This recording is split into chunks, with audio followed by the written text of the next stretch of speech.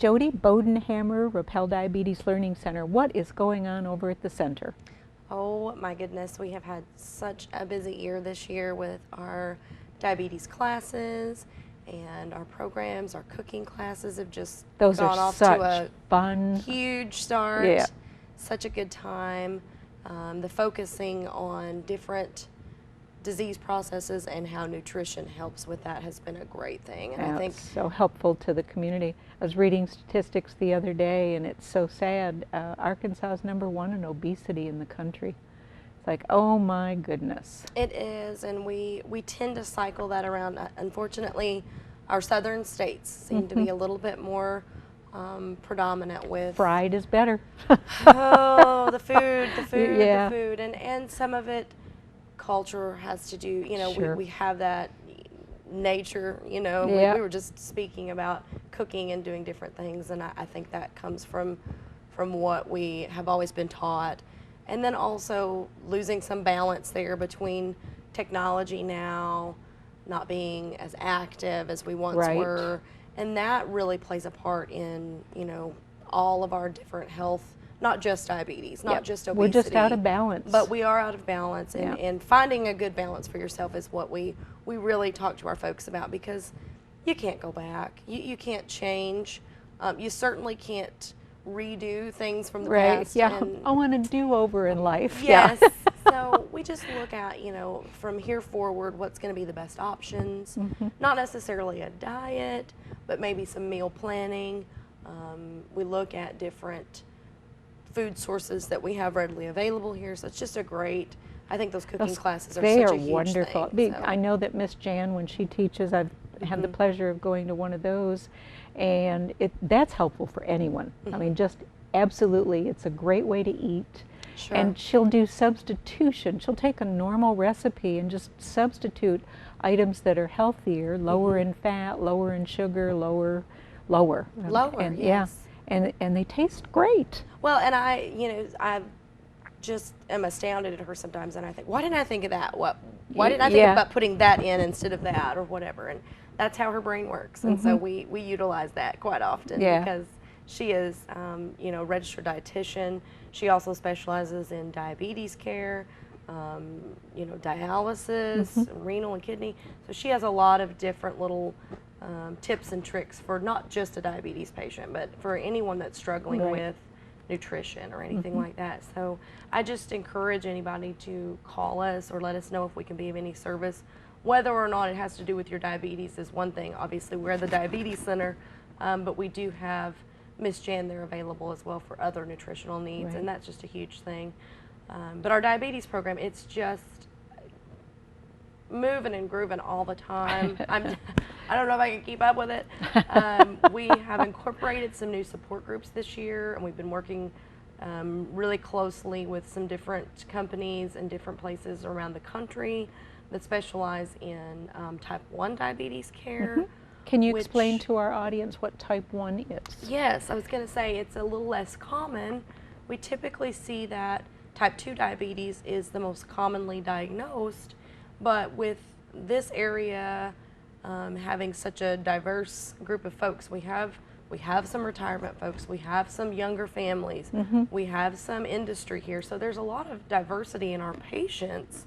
And what I really wanted to do was make sure that it is such a diverse group that we have every base covered. We have every person getting the education, the support, the supplies that they need. So with type 2 diabetes, we focus a lot on the meal planning. A lot of times it's oral medication. It's oftentimes onset later in life. And so that is a more adult setting. With type 1 diabetes, sometimes we see a higher prevalence of childhood diagnosis, as young as a few months old. Really? Yes, all the way my. up into the young adult years. Here recently, we've had an influx, unfortunately, of folks in their early adult years, 20s and 30s, getting diagnosed with type 1. And so what I did was take a look at our statistics, of course, and see kind of where our patient demographic was. And I figured out really quickly that you know, gosh, we have a support group for our adult population. Right. And then we have had a support group ongoing for our younger kids, 18 and younger. Just got done doing a great time. We had a lake day out on the lake with the kids and incorporated, you know, testing our blood sugar and swimming and how to snack and incorporate all those different, you know, rules and regiments. But what are we really offering to our adult type 1s? And so we've incorporated that new support group this year. Oh, good. And we've had one meeting so far. It's very relaxed. Again, a lot of people are a little bit shy about support groups. That makes you. They think it's like public speaking. I'm going to have to Yes. stand up and say something. It's definitely a different mindset though. And so what we've tried to do is, while we already have our great type 2 support group for adults, we have brought in now the type 1 support group. And what I focused on in the first group meeting was just insulin pump awareness, to where folks know that they have an option to come over to the Rappel Center right here in Mountain Home, check out, put their hands on an insulin pump, look at it, be able to see the options that they have. And then we can help them right here if that's something that they're interested that's in. marvelous. That's wonderful. And not have to drive and go 2, 3, 4 hours away to a larger city or a larger clinic in order to get the support that they need. It's all right here in Mountain Home. It is. And Yeah. so we incorporated some education information, but then also just networking with other young adults that have this same disease. And I think that's a huge, huge support network.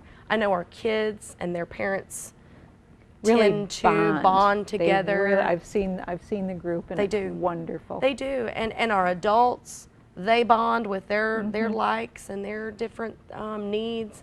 And so when I got this first group together and we met, it was just automatic, just instantly, oh, you do this, oh, well, we do this. And it was husbands and wives and mothers and daughters and other young folks that need that support. And They so it was sure a do. great thing.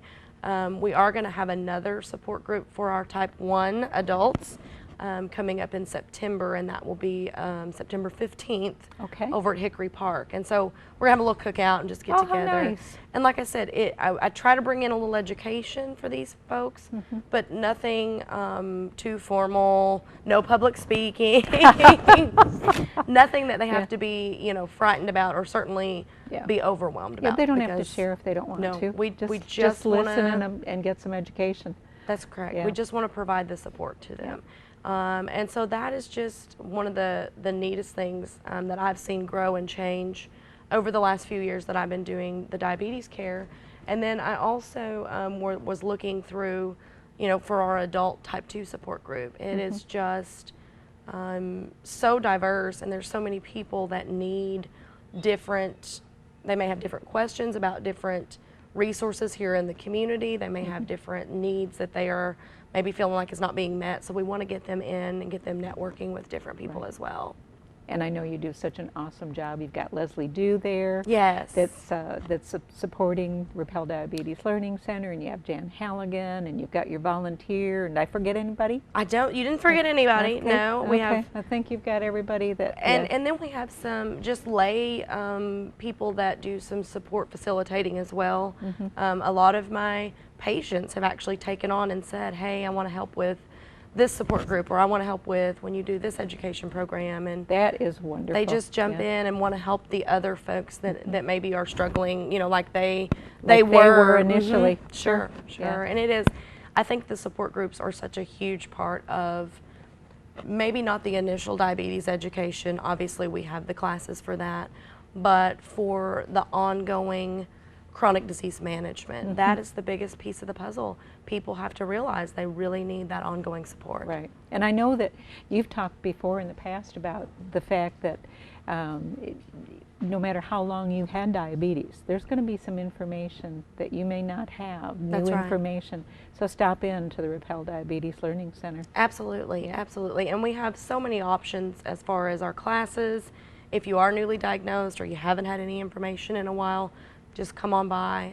We're open Monday through Friday from 9 to 4 every day. All right, Jody, just a second. We're going to take a short commercial break. We will be right back. Don't go away.